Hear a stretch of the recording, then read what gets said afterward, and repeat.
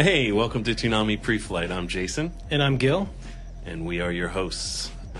And on today's episode, and by the way, we just want to thank everybody who has been liking us on Facebook and watching the stream and giving us feedback. We really appreciate it, and we're anxious to get more of that, so please keep giving us feedback and letting us know what you think of the show. Yeah, definitely. It's facebook.com/Toonami, and Toonami.preflight is the name of the show. Yes. Which you probably know. You correctly got that right. You got that right. And I should say, don't give us any feedback that's negative. Thanks very much. Oh, right, yes. Okay. Positive feedback. Yeah, Thank you for all the positive feedback. Obviously. So on today's episode, we have, we're going to talk DBZ Kai, the one, the only. We're going to talk our question of the week, which was, what's your favorite video game? We're going to hear from Steve Bloom, and then we have a special report from Dana, the voice of Sarah, and then a fan promo. We got a lot to get through, so let's do it. So let's talk DBZ Kai. So obviously, pretty much everybody watching this broadcast is going to know what DBZ is, and we have been transported into the world of DBZ here we Kai. are. And when did we start showing Kai? It was like 2 months ago. Yeah, the middle of January, and whoever actually knows the answer to that question will be able to comment on our Facebook page and tell us when the actual date was and why we were incorrect.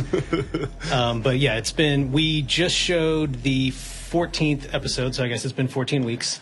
Yeah. And we will be showing the 15th episode this coming Saturday. And for people wondering about a little bit of the backstory, obviously Toonami is one of the original places that you could see DBZ back in the day, and certainly some of our success is due to DBZ, and I would argue some of DBZ's success in the U.S. is due to us. And when Toonami first came back, people were very adamant that, why isn't DBZ on? And unfortunately, it was being shown by, I believe it was Nicktoons was showing it. Yeah, and Toonzai, where they got that name from. And we couldn't show it because it was being shown on those other networks. So then when the option came available to put it back on, it was kind of a no-brainer. And we weren't lying when we said we couldn't put it on before. That actually was the case. We've been told we were lying, but no, promise. And luckily, it's doing very well and is also now on 8 p.m. on Saturdays, the previous week's episode. Yeah, so you can catch up at 8 and then watch the new one at midnight, even though technically the 8 is not part of Toonami. But Adult Swim. But I hadn't myself, and I don't know if you had, Gil, I had not watched much DBZ Kai. Certainly I know DBZ well. But I had not watched much DBZ Kai before, we knew it was coming and we went to check it out. Yeah, I mean, I was boycotting it on purpose when it first came out. Because it was on Nicktoons. Yes, obviously. And then I just didn't, when we weren't going to get it, it just wasn't really top of mind. So I hadn't watched it really before we got it, and I've sort of been watching a little bit ahead of the broadcast and then watching on the nights. But I like it. I know it's funny because if you look online, the comments are like, which do you think is better, Kai or DBZ? And everybody's answer is, you're so stupid, it's obviously X. And everybody has a different opinion, and I think it's just what you happen to like. The things that bother people about Kai don't bother me, and I like the sped-up storyline. Mm-hmm. I don't necessarily like, in and of itself, that it's tied more directly to the manga. Like, filler episodes, whatever you want to call them, don't bother me. Especially like Garlic Jr., I just wonder if people who normally are telling us to skip all the filler episodes, if they're going to also feel that way when they get to episodes that they've grown up with. Right. But I do enjoy it. How do you feel about it?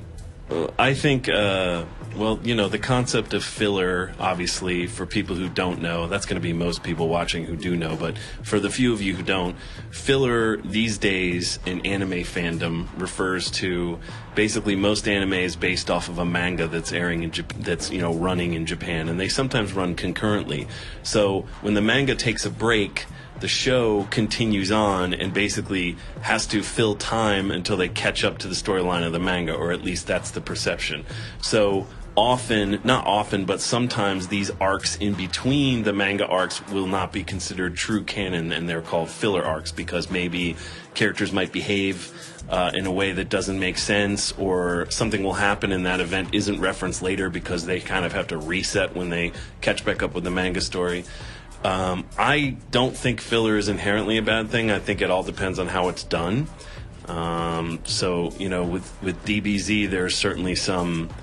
There are some filler arcs or filler scenes or filler moments that are bad, but there are some that are good, like you said, like Garlic Jr. Right. So for me, I find it interesting watching Kai cutting out this extra stuff, and it does pick the pace up, but at the same time, if you watch where we are now, it's still episode after episode after episode of Goku lying on the ground being like, soon! Right. Like that's like half of the... We would be... To get to this part of the story in DBZ, we would be on episode 30, I think it's 33 or 34, and we're on 14 or 15. So that's obviously, from a pacing standpoint, there's a lot of other things going on. Right. But I don't know.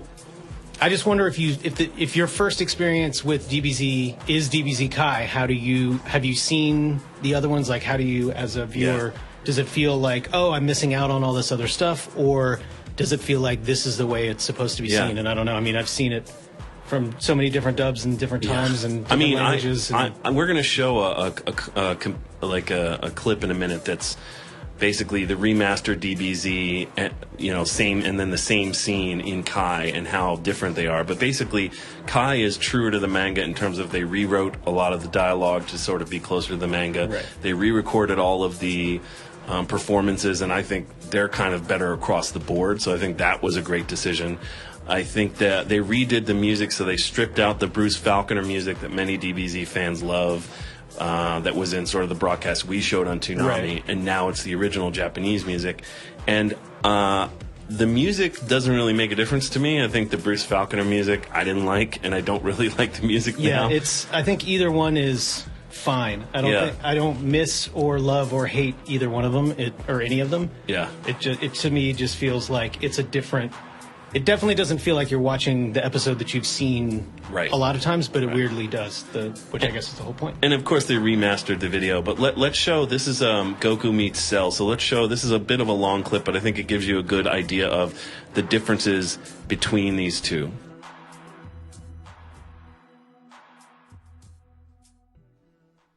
Why don't you back off and leave my friend alone? So you're Goku. And I take it you're Cell. Well, Goku, it's so nice to meet you. Yeah, I bet. So you can add another head over your mantle, right? I'd really like to teach you a lesson, but I need one more day before I'm strong enough to go up against you. And I'll make you pay, Cell! Your days of terrorizing the Earth will be finished for good! Here I've always wondered what it would be like to face the legendary Goku. And all you have to say is, see you tomorrow? How disappointing. From all I've heard, I never would have pegged you as a coward.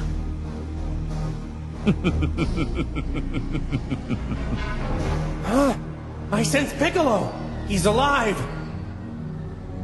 Hold on, Piccolo! I'll be there in just a second! What? Hang in there. So we finally meet, Cell. It's Goku. I gotta say, you're every bit the monster I expected you to be. But how did he just appear? As much as I'd like to settle this right now. As things stand, I think we both know there isn't a chance in the world that I'd actually beat you. But I only need one more day. Then I'm coming back, and I promise I am taking you down. That's the most ridiculous thing I've ever heard. You're too weak to fight today, but tomorrow you're gonna magically defeat me? That's right! Nonsense! What difference can a day possibly make?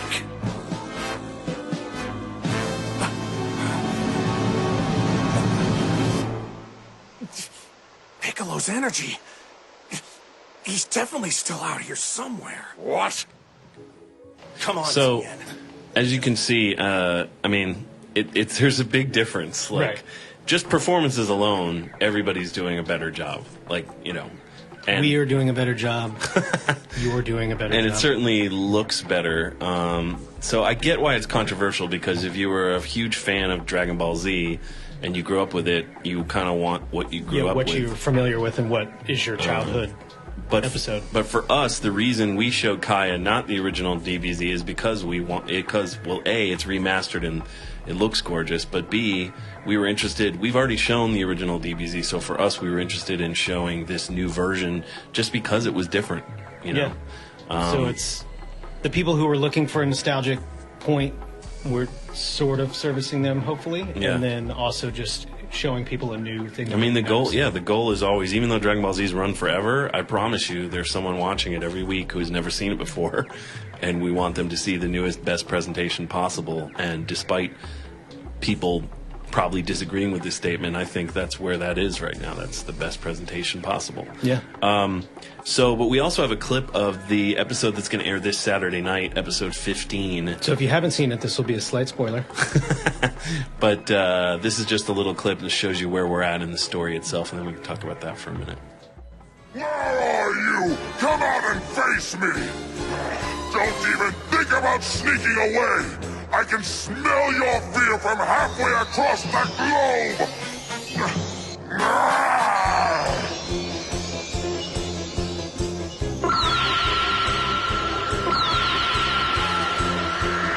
It's working! When I get my hands on you... Time's up! He found me!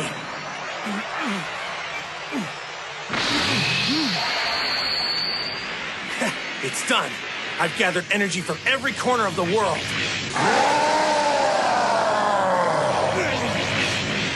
Now! Take that!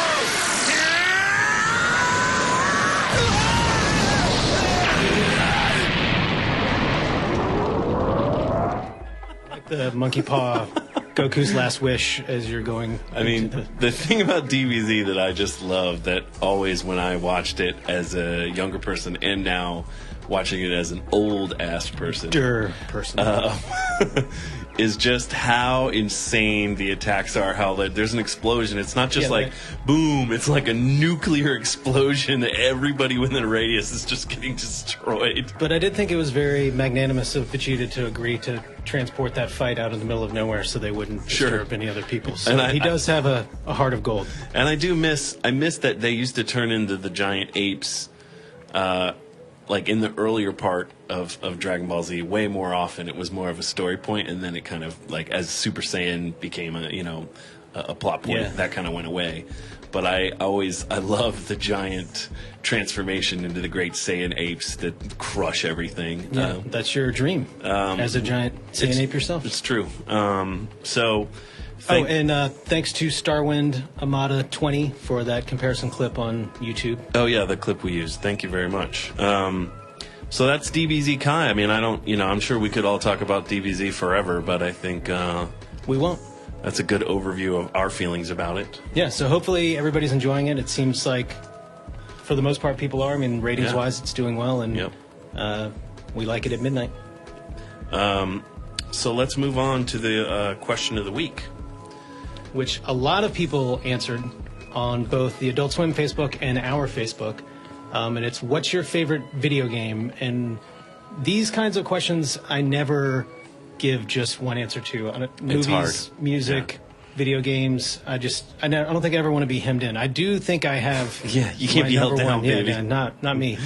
But in going through it, Jason and I had a lot of the same choices overlap. So I would say we each did 3 in the spirit of your favorite. So of the 6, 1 I have a clear favorite and are fairly interchangeable. Do you have a number 1? No, I don't have a number 1. I think for me with movies or games or books, it's like I do understand when people have like a favorite, but for me, it's at this point, I'm such a consumer of media of all kinds that I kind of top 10 is really as good as I could do. In no particular order. And even getting a top 3 of video games was agonizing. But obviously, you guys were excited about this question because we got thousands of comments. We'll talk about what you guys said was your favorite games. in a little bit, but just know there were thousands of comments, so we just did our best to pull from that. Well, why don't you go first, Gil? I'd like you to talk about your favorite games, since they're some of my favorites as well. Okay, so I do have a favorite, which I will take last, and even that I'm going to put an asterisk next to and say I'm still willing to have the discussion on whether it's my favorite of all time. But my first game in this list is Fallout 3, which we have, I believe, the trailer, because we did not do a game review for Fallout 3. And prepare for the future.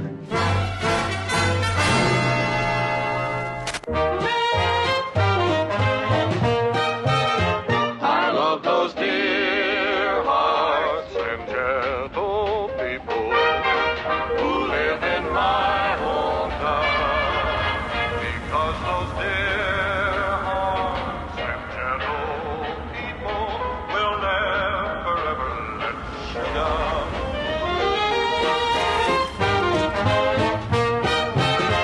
They read the good book from Friday till Monday. That's how the weekend goes. I've got a dream of building one day with thicket fence and rambling road. I feel so welcome each time that I do. Tap my happy heart, laughing like a dog. Love those dear hearts, gentle people who live and love in my hometown. Those dear hearts and gentle people who live in my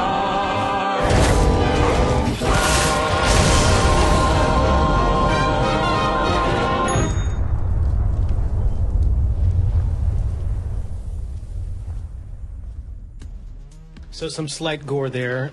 Hopefully you weren't Yeah. too offended by that. But it's funny because I played that game a ton, but I played it as first person. So the only time I would ever see what my character looked like is when you would get that slow-mo shot of a critical hit.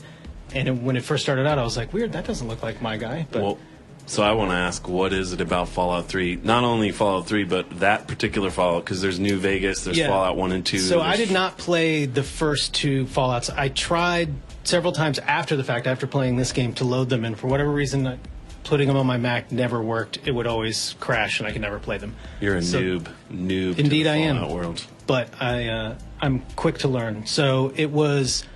I liked the Fallout vibe, which I hadn't experienced before now. So I think a good part of it is that Yeah. experience for the first time, and that it was Sure. on console. That it was. I liked the world. I liked that you could just walk and stumble upon things. This was not And only my kill first them. and kill them. It was my first Fallout game, but it was also my first big Bethesda RPG because I did not play Morrowind and I did not play what would have been maybe Elder Scrolls. Did I play? Anyway, You played Oblivion. but that was after. I thought it was before. Anyway, one of my first big Bethesda games. But I just liked that it was the apocalyptic wasteland speaks to me deeply and sweetly. It was. I liked that you could basically do whatever you wanted to do, and that it was karma points both ways, and that there wasn't. It wasn't like a right way to play the game. You could do whatever you wanted, and there were always cost benefit analysis of that. If the guy at the store didn't want to sell you his gun, you could shoot him and take his gun, but you could never buy anything from him again. Yeah. You could wipe out a whole town except for the children, psychopaths. Yeah. But you could never go back to that town again, so that it was an ongoing thing. And I played this game a ton.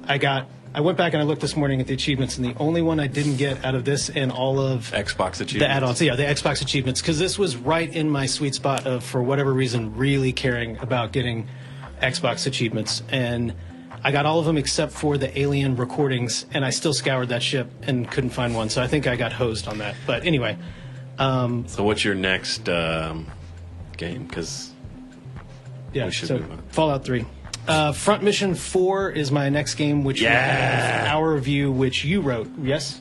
I wrote it, but you produced it. Yes, and so- you recorded most of the video. The gameplay footage. Yeah. So I had not played. Well, let's play the clip and then we'll talk. Yeah. About it. I'm a robot myself, but sometimes even I get the hankering to climb into a giant metal machine and blow stuff up. Front Mission 4 for the PS2 is a great way to scratch that itch. You play as two different teams of soldiers fighting to keep the world war from breaking out. The main thing that hooks you in this game is the battles. In fact, there's really not much else going on, but don't worry, that's a plus. It's all about building the best mechs, hooking up your pilots, and making your team more rugged than the bad guys, because you will be outnumbered. It gets down to a pretty insane level of detail. You can even tweak the color schemes of the mechs. I like jungle camo myself.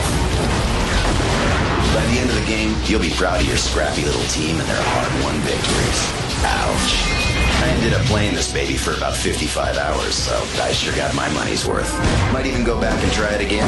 Toonami gives Front Mission 4 for the PS2 an 8.5 out of 10. Suit up.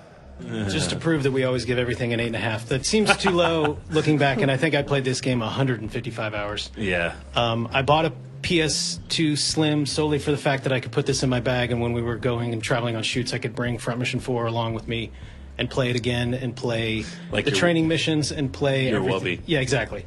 It kept me warm at night and I love sleepless. that. Yeah, I mean, obviously, I love that game as well. It Yes. was- And if you like strategy games, it's one of the best. we talked about games ahead of time, and this is one of the ones I stole from Jason. Yeah, it's fine. In several different ways because that was his review. But yeah, Front Mission 4. I bought a Japanese PlayStation solely to play Front Mission 5, And it those didn't work. Bastards never sent me the Bootlegging game. doesn't work, kids. Don't So, do it. No, the company, they were like, no, yeah, we're sending it. We're Yeah. sending it for like 2 years. And They finally I just gave took up. our I think I money. still have it in my desk somewhere. I played the what was it, Evolved? That Front wasn't Mission really- Evolved, yeah. I look on And you never played the Apple Store. No, this was the first. I did not play Front Mission 3 No. for the PS1. Again. Yeah, new. Not an new to OG. no, not. Admittedly, but a great game. I look on this for iOS every 4 months probably Yeah. because I don't understand why I can't play this game on my iPad. So, Apple developers, get with it. And then my last game is, I think, and I'm still hesitant to say it, but I think that this is my It's gonna be favorite okay. game It's of gonna all be time. right. You can do it.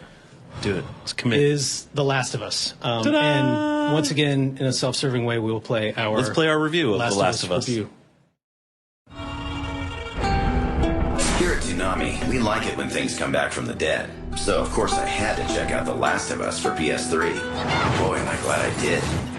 You jump into the stories, everything starts going to hell in a handbasket, and it's all downhill from there. Eventually, you fast forward 20 years into the future and jump into the tale of Joel and Tess, two survivors of the zombie outbreak who are just scraping by, until they meet Ellie, a little kid with a big secret. Now they gotta get her across the country, no matter what. What's wrong with these guys? Standing in their way are weird fungus zombies called clickers, the army, and even cannibals. Gross. There's really no other game out there like The Last of Us.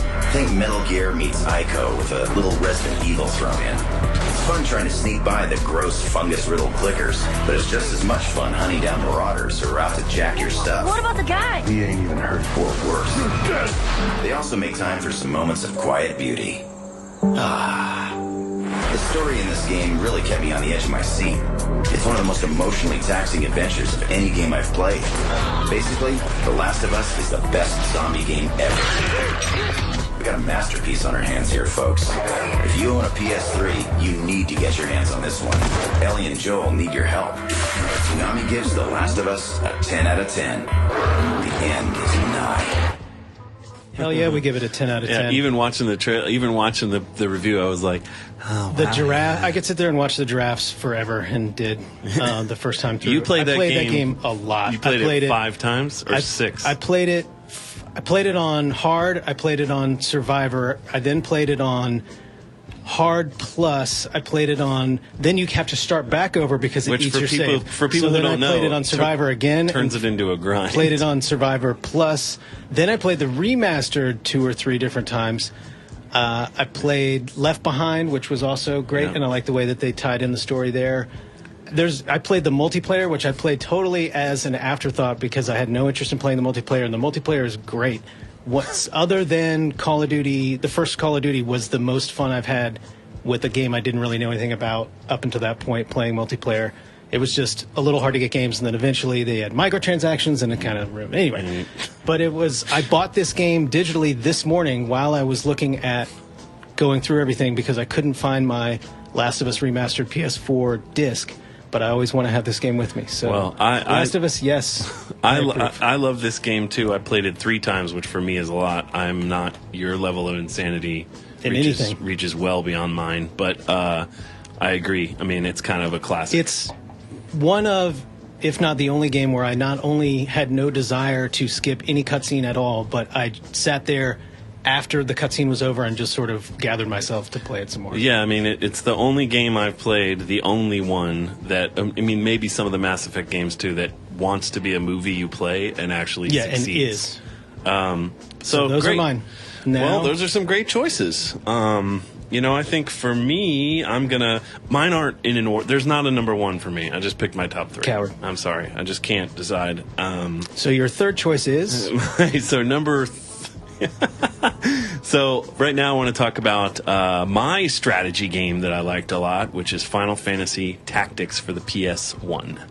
So we'll show a little clip of this while I'm going to talk over it because the only thing we could find on the internet was long clips of gameplay, which is admittedly pretty boring. But let's look at this. But not when you're playing. So, the game itself is super dry. It is a pure strategy RPG. It's about as Japanese as it gets. And the reason I love the game is because everything is infinitely customizable. There's tons of secret characters like Cloud from Final Fantasy VII or the Chocobo. It is within the Final Fantasy universe, but it's its own storyline, and the story really doesn't make any sense. But the point of the game isn't the story. It's to go to different places and have these strategic, tactical battles. And what makes the game great is that we went into a dark spot. There we go. We can go back to it. So what makes the game great is it's this depth of choosing your team, balancing everybody out, and it takes a lot of work to get everybody leveled up and have everybody's powers be just right. I bought this again when they redid it for the Game Boy Advance. They put it out as Final Fantasy Tactics Advance. Played the whole game again. I currently have it on my phone, and it's because there's a version of it for the iPhone, which I still play when I'm bored in waiting rooms. I've got a game I return to. So for me, this is just one of those games that I think, like all great games, you just want to return and play again and again if you like it. So we can bill out of that footage. And you were saying that this and Front Mission 4 would be if you had to pick a strategy game, is it pretty much a tie? I like robots better than I like fantasy, but I like fantasy too. So for me, it would be a very hard choice. I think the gameplay in Tactics is actually a little deeper than the gameplay in Front Mission, but not by much. Right. And I played the Front Mission games from Front Mission 3 on the PS1 and was hoping it would catch on, but it didn't. But I love blame you, tactical. America. I love tactical strategy games of all kinds. Sure. So that's my first choice. My second almost destroyed my life, so I think that qualifies as a game that was important. Because you made it out the other side? Wanted to destroy you. So we actually did a review of the add-on for this game, but my next choice is Skyrim, which I think everyone's going to be familiar with. It was a massive hit. So let's play our review of the add-on for Skyrim. Dungeons, dragons, swords, and skill trees. That's what I dream about. Skyrim is amazing. If you haven't played it, stop watching and go get it immediately. For now, let's talk Dawnguard, the first Skyrim expansion. When Dawnguard opens, you got a choice to make. Join the vampires or kill the vampires. I'm a vampire hunter from way back, so that decision made itself, kid. There's a bunch of missions, but much like the main game, there's a ton of other side hustles. There's also a new dragon to find and kill, and it only appears if you're level 78. If you didn't max it before, that could mean some serious level grinding. Good boy, Shadowmere. There's also a few new shouts to learn, and skill trees for werewolves and vampires. Dawnguard isn't great, but it's solid, and it got me back into my sky hole, which is always a good thing. Toonami gives Skyrim 100 out of 10. And Dawnguard gets an 8. Skyrim. I think 100 out of 10 is an appropriate rating for Skyrim. You wrote that review. I did, and I love Skyrim as well. Yeah, I played Skyrim basically. So for me, I don't typically. Little fun fact: Gil had a long-term sort of, I wouldn't call it an obsession, but a desire to get as many in-game achievements as humanly possible. When he liked a game, past all reason. And Skyrim is one of the only... I'm looking at you, orange box gnome that I carried from the beginning of the game to the end and launched into space. Skyrim is one of the only few games that I got every single achievement on for both this and the add-on, and I beat the whole game and every achievement in a month. Yeah. Which I think anyone who's played Skyrim is going to know impressive how bananas that is. That means I did about 100 hours in a month. It took me 6 or 7 weeks, and Jason would say, "You're still playing this game?" And my wife and child, fun fact, they remember that period of time like I was out of town. Like they're like, "Oh, remember when you played Skyrim and we were alone?" And your brain was plugged into the game. Yeah. So Skyrim for me, I love open world games. I like fantasy games. I've been playing Elder Scrolls games since Morrowind, which we did a Toonami review for. And then I'm very much looking forward to whatever they do next. I think Skyrim was a masterpiece. Yeah, indeed. And I think if it was addicted to life-sucking games, I should have put World of Warcraft on, because that one's ate my life for a considerable period of time. Year. And I still consider myself clean and sober from World of Warcraft. So then my last pick, I brought a little friend. Who does not respond well to the I brought a little friend screen, who has an invisible outfit, Link from The Legend of Zelda: The Wind Waker for N64. For GameCube. So when that came out, I think you actually played it longer than I did, but I just fell in love with the world, and it's a game I think about like a lot, even I have the map in my office of the world. So we did a review of it back in the day, so let's show that. This is pretty old. The Wind Waker, the first Zelda game for the GameCube, is out, and I dove right in. Long story short, you look like Link, and you're off on your adventure. If you're new to the Zelda world, you start off small and pick up stuff along the way. There's places to go, and people to meet. Dungeons to solve, and bosses to smash. Your conductor's baton, the Wind Waker, is the key to getting you through the game and around in your talking boat. While no man's an island, the whole world's an ocean. So you've got a sea chart and a bunch of other maps. But if you want to find everything, get yourself a guide and a sandwich, because you're in for a long haul. There's a ton of side quests. You gotta stop and smell everything. Overall, this game is fun and deep and looks great. Something for everyone. Toonami gives Wind Waker for the GameCube 10 out of 10. 16 years and going strong. Yeah. I like that I wrote the 2 game reviews for the games that you picked, and you wrote the 2 that I picked. Yeah. So I think our list did cross over. It's a little incestuous, but I mean, we've been working together and friends and playing video games and putting the reviews on television for over 15 years, so that kind of happens. Right. For me, the thing about the Wind Waker that makes it so great is how, and at the time it was very controversial. Zelda fans, and still is, but now it's more accepted, but it was a radical departure in terms of the look of Link and the game itself being the sort of toon-shaded look. It was a post-apocalyptic version of Hyrule where there's been a flood and the world is totally different. I think the Link you were playing was a descendant of the original Link, and not the original Link. Even in the game, Ganondorf, the bad guy, is not quite as evil as he is. He's almost tired. Like it's almost like he wants you to just finish it, get it over with. And to me, honestly, the exploration of being on the ocean I haven't gotten that same feeling from just about any game before or since, except maybe Black Flag. Yeah, Black Flag. Assassin's Creed Black Rogue, Flag. maybe.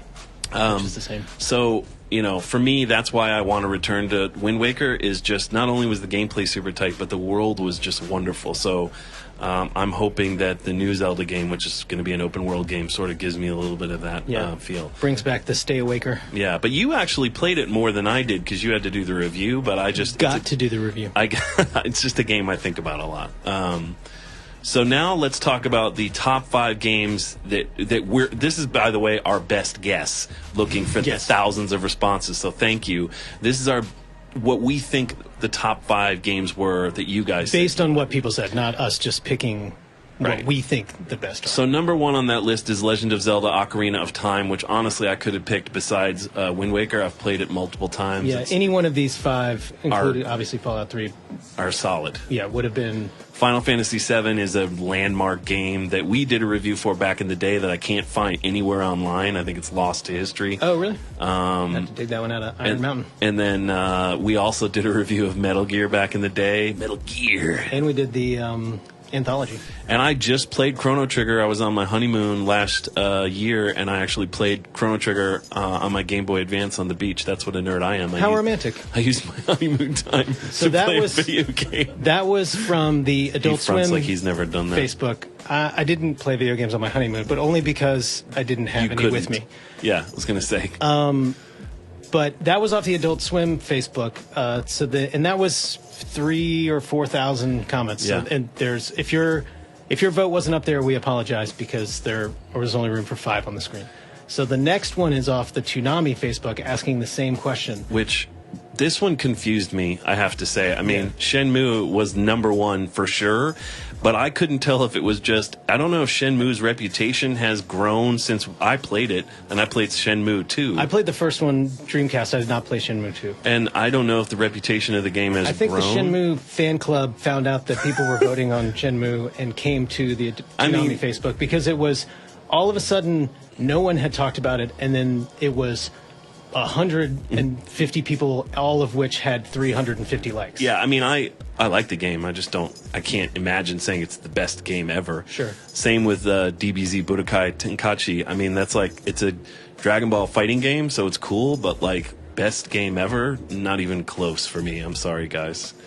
You can get mad at me. No need to apologize. I mean, it's everyone's opinions. Ocarina of Time, and then Jet Set Radio Future is a game I missed when it came out and has grown in reputation since. And there's even newer games that sort of emulate that game. It's crazy to me. This is like the deep cuts list of that's Toonami fans. Games. We're deep cut types. Nice job, everybody, Toonami Facebook fans. And Persona, I love all the Persona games. So I've played a couple. I haven't played them all, but I've played several, and they're super fun. They're RPGs that take place. It's like school kids, so it's in like a modern setting, but they're fighting demons usually. It's pretty fun. It's like a horror modern RPG. Nice. I have not played those. Those just so fun though. So now we have a new segment. Dana Swanson, who is the voice of Sarah, is going to. She speaking of games, she plays a lot of mobile games, and we don't get to do. Because we're lucky enough to play console games and computer games at work. Really, the only time that I have an opportunity to play mobile games that I don't have my console with me is on a plane, and I just end up not really playing a lot of them. But I know that people do, and the ones that I've played, I've had fun with. It's just not top of mind for me. Yeah, so Dana kindly agreed to review one of the mobile games she's been playing right now that she's excited about. So this is her segment entitled Mobile on the Move. What's up, players? It's Dana Swanson. I'm the voice of Sarah on Toonami. I'm traveling today here working in Los Angeles on a shoot. And when I travel, I like to game. So here's a segment I like to call Mobile on the Move. Take it away, pre-flight theme song I made for this segment. It's Mobile on the Move. Mobile on the Move. This week on Mobile on the Move, I'm going to talk about a game that I've been playing that I absolutely have been enjoying called Evoland. Evoland. Evoland is a game that came out in, I believe, 2013 as a Steam game, also download on Mac or PC. And it was recently introduced on the App store, which is where I found it, and I kept seeing people review highly positively on it. I checked it out, and whoa, it's like a historic walkthrough of JRPGs, of adventure games. It's a hybrid Legend of Zelda, Final Fantasy, hyper-referential fun time. The whole game evolves. It's not just that the story evolves, actual things in the game change and evolve. So you open a chest and you get something like 16-bit color or sound or mode 7 and the entire scope changes. There are a ton of Easter eggs in there for people who have played various Zelda or Final Fantasy games, the names of the characters, for example, or even just the look of the world or the look of the characters. Somebody kind of looks like, I don't know, another character with a lot of yellow hair and a giant sword. There is a card game reminiscent of Final Fantasy VIII. That's a nice little mini game that you get to play. And there's even a part in it that is Diablo inspired. As somebody who has played a lot of this stuff, it made me want to play them again. The game itself is a quick playthrough. You'll get through it in a couple hours. There's parts that are maddening if you are on a touch device. These controls are really just not fun. I kept dying in this one lava floor every time. And even when I was capturing footage for this, I kept dying. It's a little challenging just because of the way the controls are. Definitely worth a peek, even just for the entertainment value of it. Is it a great game? That's really up to you, but it definitely made me laugh out loud. Anyway, thanks for tuning in. This has been my review of Evoland on today's brand new segment, Momo on the Moon. So thank you, Dana. Yeah, that was great. It looks fun. I like that you build the world as you uncover things. Yeah. And it's an homage. I'm behind of all games. I'm always behind on mobile and Steam games because there's so many, but that's where I think a lot of game innovation is happening right now. And, it's unfortunate that we can't review them on air because the resolution is too small. But I'm glad, now that we do this show, if you guys watch it, we will continue to do. Yeah, so if you have a favorite reviews. Mobile game, let us know on Facebook.com/Toonami. And I think we should round out our incredible amount of games talk with the sneak peek of this Saturday's goodie, which is a game review. So why don't we go ahead and just show it, and then we can talk about it after. Hey, Sarah, check out this cool new movie. That's a video game, Tom. Yeah, there's so many cutscenes I almost forgot. It's called The Order 1886. You play as Sir Galahad fighting to unravel some dark conspiracy. But all you really gotta do is follow along and be quick on the trigger. Is that London? It looks pretty scary. Tell me about it. It's full of rebels, half-breeds, and worse. Worse? Yeah, much worse. Lycans. Good thing he never really died. Just a sip of the old black water and... that's better. That's sort of cheating, isn't it? Nah, just keeps the story moving. Well, it better be a good one because it looks like you're watching a lot more than you're playing. Yeah, I guess. But it is the best looking console game ever. And when you do play, it's still pretty fun. Yeah, but still. We're giving The Order a 7 out of 10. Sit back and enjoy the ride. I like this background. We should use this all the time. That background's awesome. I wish outside my window at home looked like that. I think we can make that happen. So, enough game reviews for you folks? Yeah, so if you don't like video games, we apologize in arrears for nonstop talking about games. So fun fact about this game, about The Order. There are 3 people who do most of the video game reviews at Toonami. Myself, Gil Austin, and a guy named Dennis Maloney, who's an original team member who's been a part of Toonami since the beginning. We are the 3 people that do the majority of video game reviews you see. We all have different tastes, and in this case, Dennis liked this game, and we needed a review done quickly, and neither Gil or I like it really. Yeah, this is not... I see the appeal. The appeal just doesn't exist for me. This is not my kind of game. It's for me, it's not enough doing. It's too much watching and slow walking through. Yeah, it's quick. If I'm slow walking, I want to be going to do something, and I don't want to go watch another cinema. But if you, people sit there and people like. I watch mean, I think people will like other it. people play video games, so that's just not my. I think a lot of people like it, but it has to be said, it's basically QuickTime Event, the game. Yeah. Which, to me, that's boring. I like the story. I think it's interesting because he and I have both played it.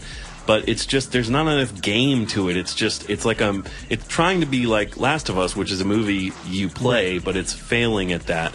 So But you play it. But Toonami is basically, we let our reviewers sort of decide. There's always a little back and forth conversation, but we basically let the reviewers say how they feel about it.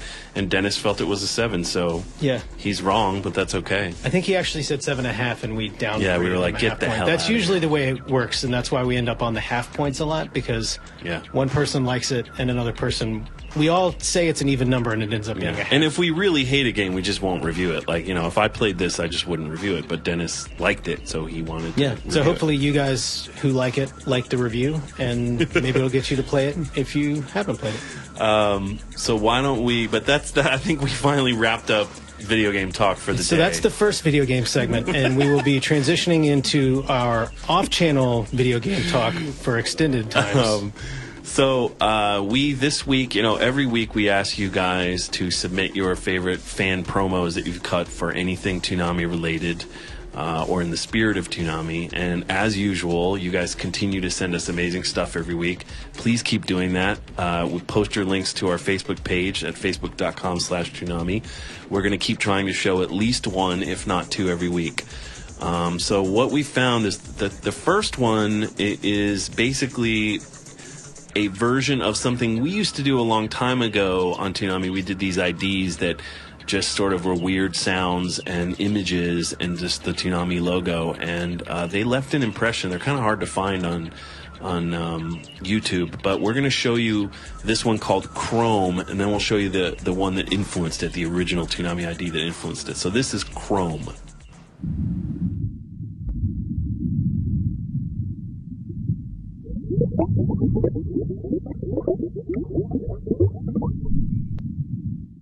So thank you to Digitani Zoo who did that and sent us the YouTube link. And this person said it was like a project, like a school project, which I think is awesome. It looks great. We should do those again. We need to call our 3D team. We should do them again. And then or Digitani Zoo. And then we're going to show you Blood, which is this is low res, so forgive us because this isn't HD.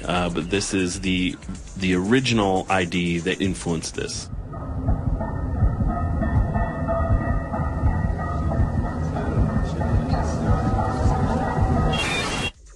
I really love that one. I love the creepy sound design. It just seems like we're murdering. And when we were on Cartoon Network, when we were on Cartoon Network, we did get a little pushback about those because people were like, "Isn't that going to freak kids out?" And as it turns out, when you look at the YouTube comments, it left an impression on a lot of people as kids, like, "Oh, it was so creepy. I loved it." Like, I think you either loved it or didn't get it, which then kind of led us into my current career and yours at Adult Swim. Yeah, exactly. Now hopefully everybody just loves them. So the next one is basically a minute-long sort of, music video / inspirational piece.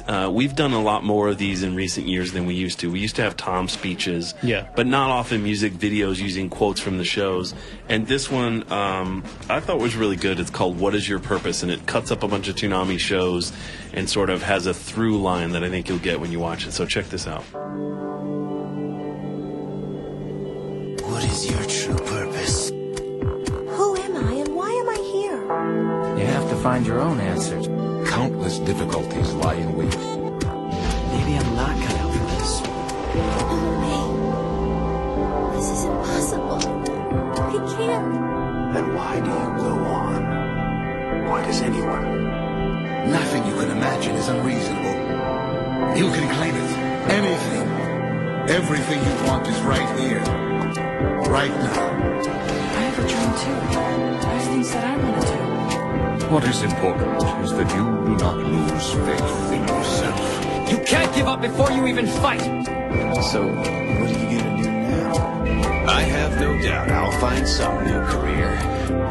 We create our own purpose in life. Now go create yours.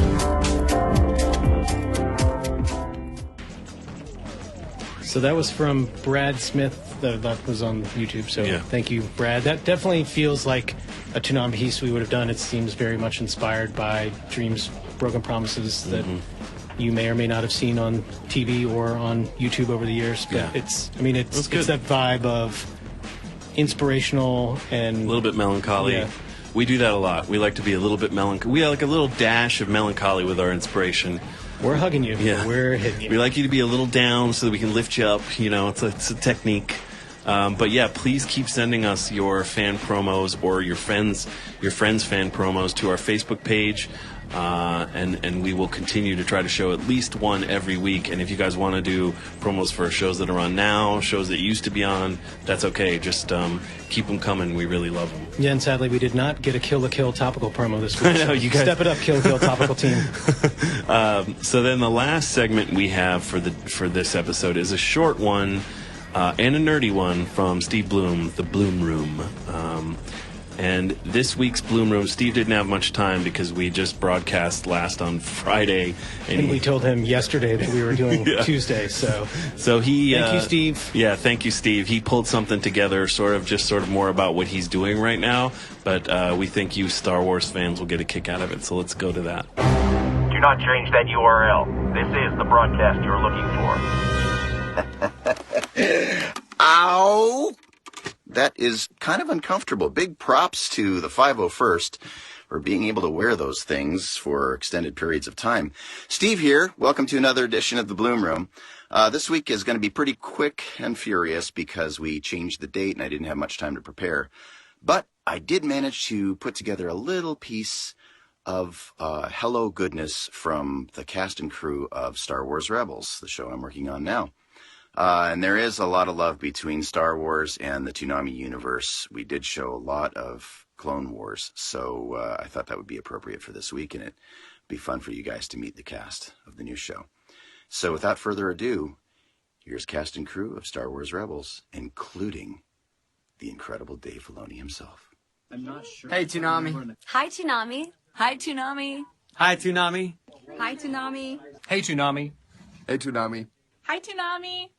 Enjoy the rest of Free Flight by the Emperor's orders. That is a deep nerd game, but I love it. Yeah, so everyone comment on all the voice actors that you can identify there and which one was Dave Filoni. Yeah. Fun fact, well, I was going to talk about that, but I'm going to give that away. I've met Dave Filoni, and so have you, a couple times, and he is always wearing that hat. And so if you picked the guy with the hat, you chose the correct Dave Filoni. And he's always wearing wolf T-shirts. He's obsessed with wolves. Yeah. Fun fact, I am too. He's always wearing a wolf T-shirt. It's the best thing. And he is a very sweet and awesome dude. And very talented. And also in there was Freddie Prinze, who's a voice for Star Wars Rebels. He almost was the voice of Tom. Do you remember when Sean... Lots of fun facts today, people. Remember when Sean wanted to get Freddie Prinze Jr.? And we wrote Freddie, and he just never got back to us. Weird. I don't know. Yeah. Why would he not want that gig? At the time, he was like, sort of on a wave, like a big movie star. So it wasn't surprising to us. We did reach big though. The voice of Sarah was, the Magoozy host was almost. No, the what's her face? I can't remember her name. That'll be for next week's episode. Yeah, we'll talk about it. Selma Blair. Yeah. The original Toonami was going to be a live action thing with Selma Blair talking to a robot named Surge in a CGI virtual environment. Thank God that didn't So you happen. could have had that. But you didn't. But that's it. So thanks for watching this week. We'll be back next Tuesday and every Tuesday. Please go ahead and comment on our Facebook. Tell your friends about it. And we will see you next week with more Toonami nerd stuff. Yeah, and thanks to Steve and Dana for sending in their stuff. And hopefully we'll have the voicemail set up this week. We forgot to do that last week, but it's 470-24-Toonami. We'll see you next week. Bye.